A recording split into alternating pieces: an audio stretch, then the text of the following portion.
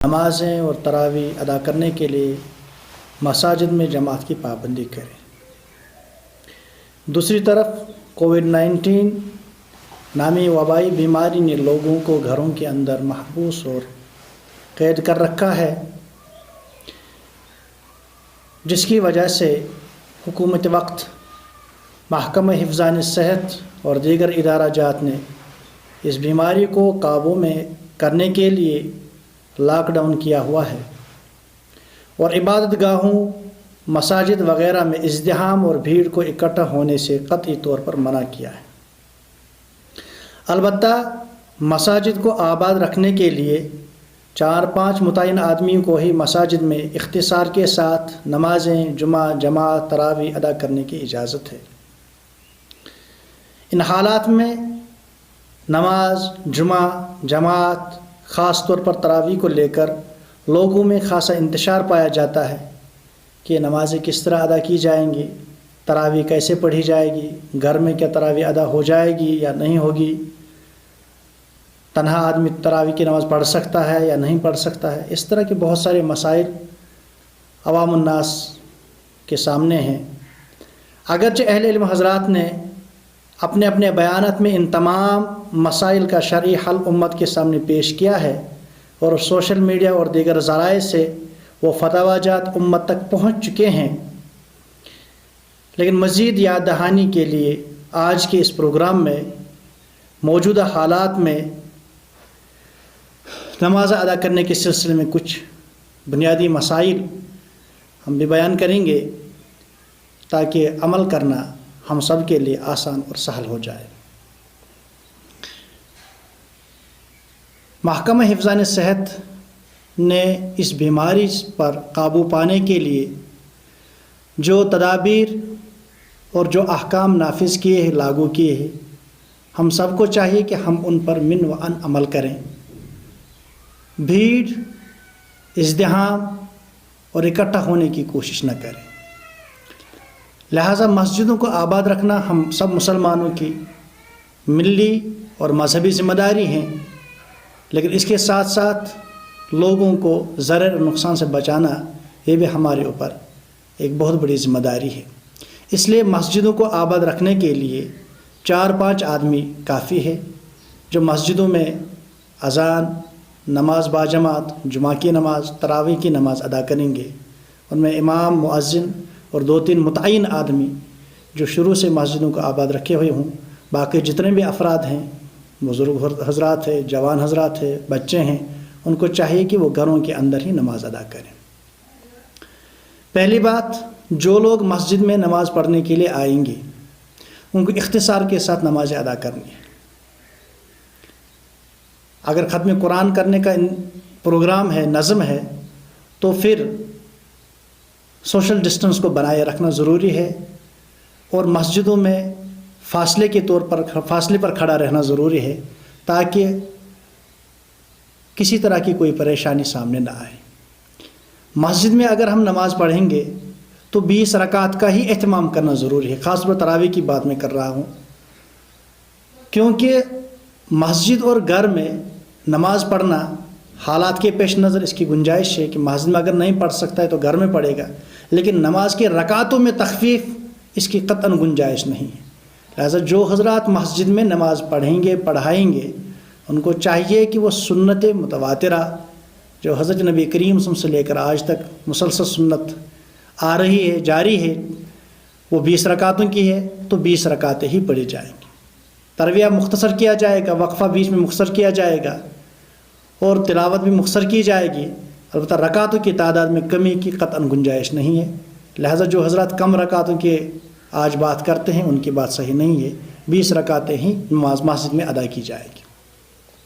اس کے علاوہ جو لوگ گھروں میں بیٹھے ہوئے ہیں، مسجد میں نماز پڑھنے کے لیے نہیں آ سکتے ان حالات میں، ان کو چاہیے کہ گھروں میں فرائض، سنن، تراویح کا خوب اہتمام کریں۔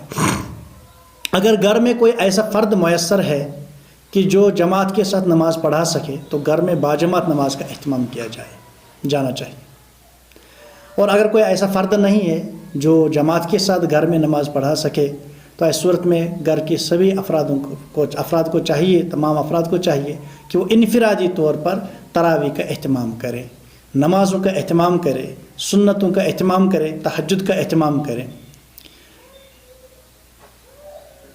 تراویح اگر ہم گھر میں جماعت کے ساتھ پڑھیں گے، یا فرائض اگر ہم گھر میں جماعت کے ساتھ پڑھیں گے، تو اس میں ہمیں اس بات کا خیال رکھنا ہے کہ صف بندی کا خاص اہتمام کیا جائے گا۔ صف بندی مطلب کہ گھر میں ہمارے گھروں میں مرد بھی ہوں گی، عورتیں بھی ہوں گی، عورتیں بھی اگر جماعت میں شرکت کرنا چاہتے ہیں تو عام طور پر ہمارے گھروں میں تو محرم عورتیں ہی ہوں گی، بہنیں ہوں گی، ماں ہوگی، بیٹی ہوگی، بہو ہوگی یا بیوی ہوگی۔ تو ایسی صورت میں جب ہم صف بنائیں گے تو جو امام ہوگا، امام آگے کھڑا ہوگا، اس کے بعد جو مرد حضرات ہوں گے، بالغ ہوں گے، وہ دوسری صف میں کھڑے ہو جائیں گے۔ عورتیں جو ہیں محرم عورتیں، ان کے لیے مستقل صف بنائی جائے گی۔ کوئی بھی محرم عورت مرد کے اگل بغل میں کھڑا نہیں ہوگی۔ اگر وہ مرد کے اگل بغل میں کھڑے ہو جائے گی تو اس کی وجہ سے مردوں کی نماز باطل ہو جائے گی۔ لہذا اگر عورت ایک ہی کیوں نہ ہو، ایک ہی عورت گھر میں ہے یا دو عورتیں گھر میں ہیں، تو ان کی مستقل الگ سے صف بنائے جائیں گے جو مردوں کے پیچھے ہوگی۔ مرد کے محاذات میں، مرد کے بغل میں کوئی بھی عورت کھڑا نہیں رہے گی۔ اگر کوئی عورت کھڑا رہے گی، ابھی میں نے بتایا ہے کہ اس صورت میں مردوں کی نماز باطل ہو جائے گی، اس لیے اپنی نماز، مردوں کی نماز بچانے کے لیے عورتوں کو مستقل پابندی کے ساتھ الگ صف بنانے کا اہتمام کیا جائے گا۔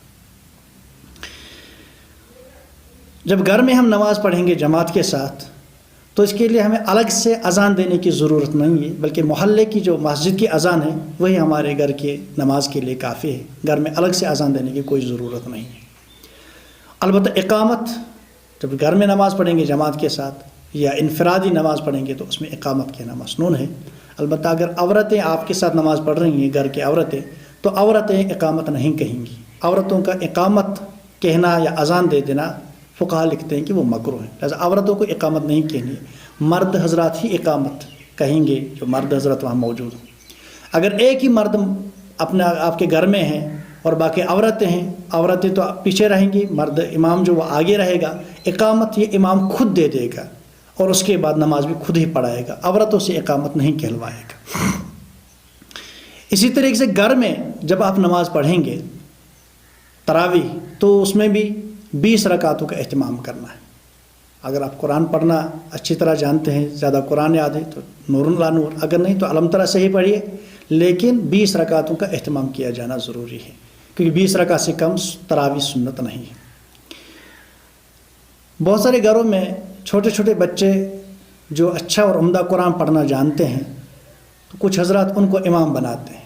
اس سلسلے میں یہ وضاحت کرنا ضروری میں سمجھتا ہوں کہ نابالغ بچے کے پیچھے نماز درست نہیں ہوتی، چاہے فرض نماز ہو، چاہے نفل نماز ہو، چاہے تراویح نماز ہو، امام کا بالغ ہونا ضروری ہے۔